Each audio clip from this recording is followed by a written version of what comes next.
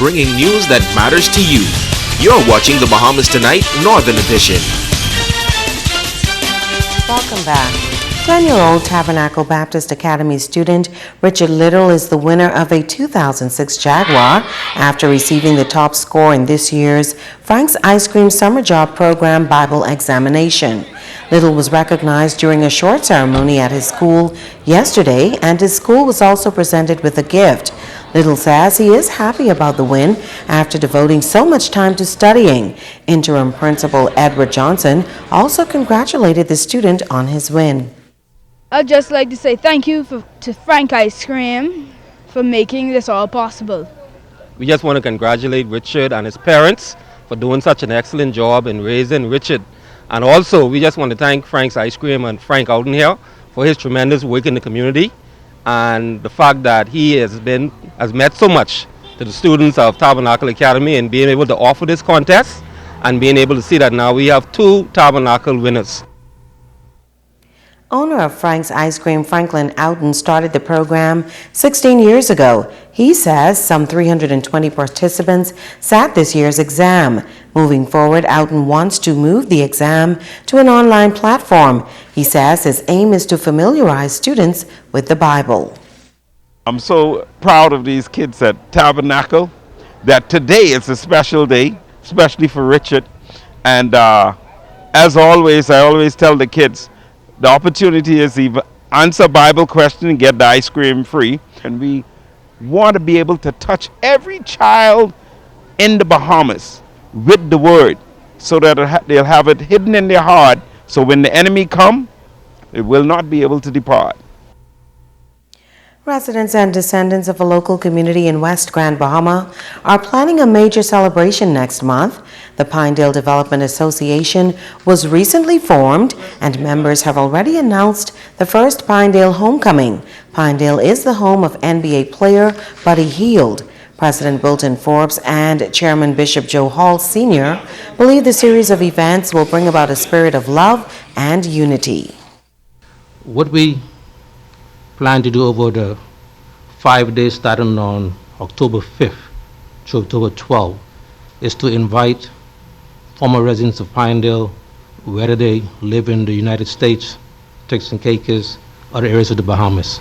We want to bring them back to Pineale to celebrate Pineale, to rejoice in Pineale.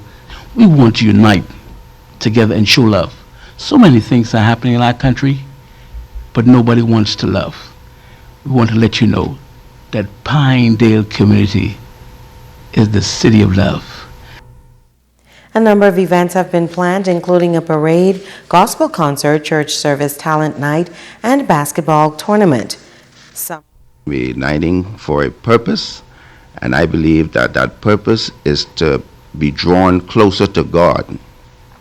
And as we come together, we are seeking to rebuild those walls that have been broken down in our community. We have a cultural fest where we'll have some down-home music and some good down-home food.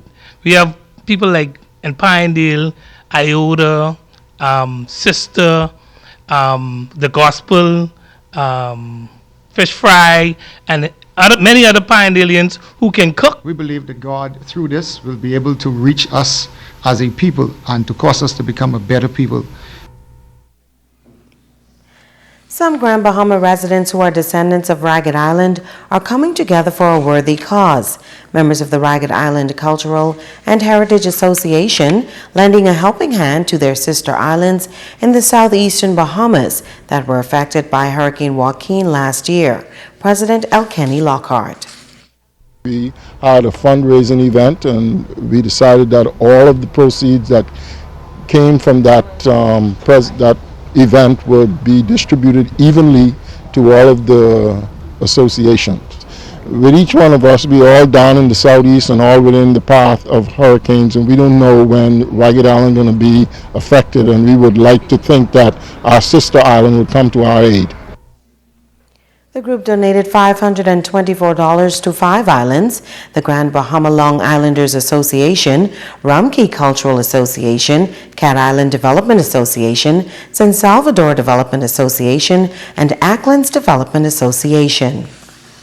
I really feel great, and I think if we could continue to collaborate, work together for the common good, I think we can achieve much. It's really a good gesture on the Ragged Island Association that thought it fit to, help out with the relief effort from the hurricane from last year, and it's a really good thing. On behalf of the president, Mr. B.J. Moss, I want to thank Mr. Lockhart and his association for really presenting to us this check, and I know that it will go a very, very long way for the people of Auckland. It's time now to ask the doctor.